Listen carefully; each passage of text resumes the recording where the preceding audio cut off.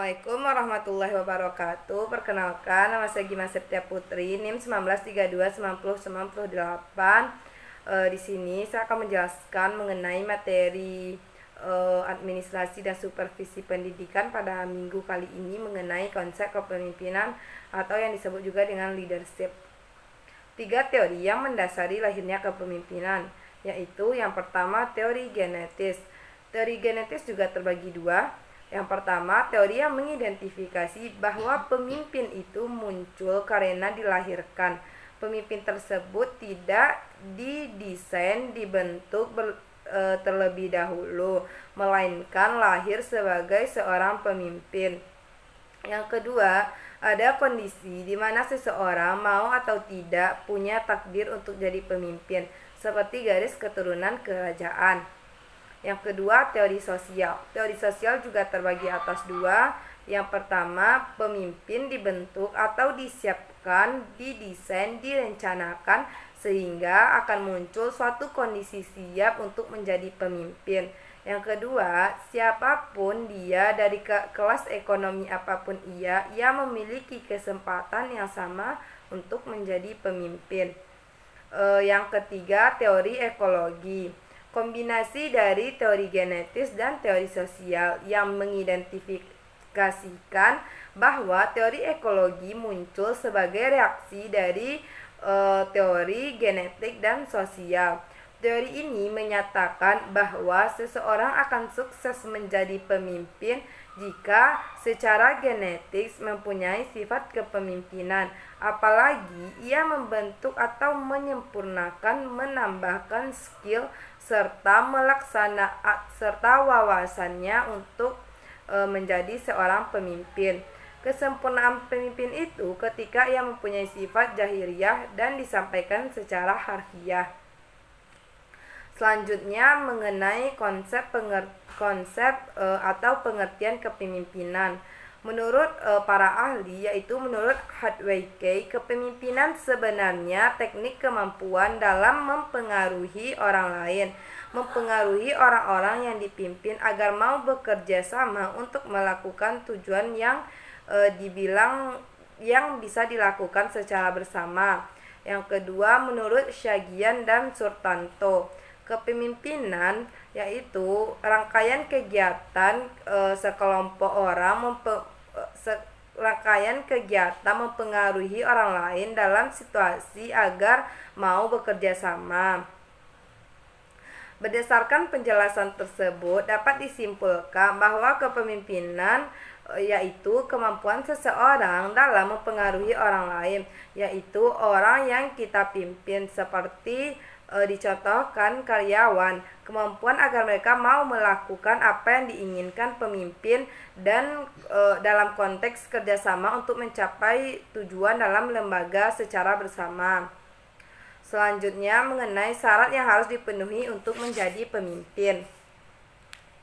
Yang pertama, kekuasaan, otoritas atau legislasi.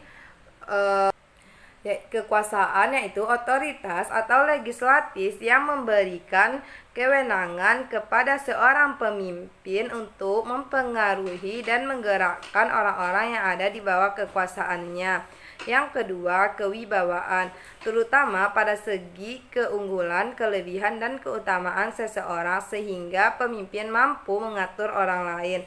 Yang ketiga, kemampuan, dari sumber daya, kekuatan, kesanggupan, dan karena dan kecakapan serta teknis sosial lainnya yang melebihi orang di sekitarnya. Selanjutnya mengenai ciri-ciri pemimpin yang baik. Menurut Geringan, ciri-ciri kepemimpinan yaitu 1. Memiliki penguatan sosial. Pemimpin bisa yang pertama, memiliki penglihatan sosial. Pemimpin bisa melihat segala kondisi yang ada di lingkungannya. Yang kedua, kecakapan berpikir abstrak. Pemimpin harus mempunyai inteligensi tinggi di mana pemikiran mereka berguna untuk menentukan dan memutuskan suatu permasalahan. Yang ketiga, keseimbangan emosi. Pemimpin adalah orang yang memiliki emosi yang stabil sehingga tidak menyulitkan dalam menentukan suatu keputusan. Selanjutnya mengenai jenis-jenis kepemimpinan. Jenis-jenis kepemimpinan terbagi atas dua. Yang pertama pemimpin formal atau formal, yang kedua pemimpin informal.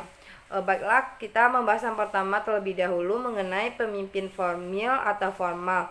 Orang yang ditunjuk sebagai pemimpin berdasarkan keputusan dan pengangkatan yang sifatnya resmi untuk merancang suatu untuk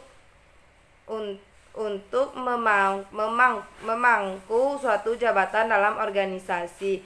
Ciri-ciri kepemimpinan formal: 1. Ditunjuk oleh yang berwenang. 2. Punya dukungan dari organisasi formal dan punya atasan. Yang ketiga, memenuhi berbagai persyaratan formal. Dan yang keempat, memperoleh kenaikan pangkat. Dan yang kelima, dapat dimutasi atau memperoleh gaji. Yang kedua, informal, seseorang yang tidak sama sekali resmi ditunjuk atau diangkat menjadi pemimpin. Ciri-cirinya, ia mengakui ia sebagai pemimpin tanpa diminta siapapun. Yang kedua, tidak ada pengangkatan yang resmi. Yang ketiga, tidak bisa memutuskan, tidak bisa memutasinya atau tidak ada atasan. Yang keempat, tidak ada jenis kewenangan yang menuntutnya atau melakukan sesuatu yang seharusnya dilakukan. Yang kelima, jika ia melakukan kesalahan tidak ada sanksi. Dan yang keenam, tidak mendapatkan materi. Selanjutnya mengenai pendekatan kepemimpinan. Pendekatan kepemimpinan terbagi juga 3. Yang pertama, pendekatan sifat. Pendekatan kepemimpinan terbagi akan 4. Yang pertama, pendekatan sifat. Yang kedua, pendekatan perilaku. Yang ketiga, pendekatan kontingensi. Dan yang keempat, pendekatan terpadu. Baiklah, itulah materi dari saya. Jika ada kata-kata yang salah, mohon dimaafkan. Saya tutup dengan salam. Assalamualaikum warahmatullahi wabarakatuh.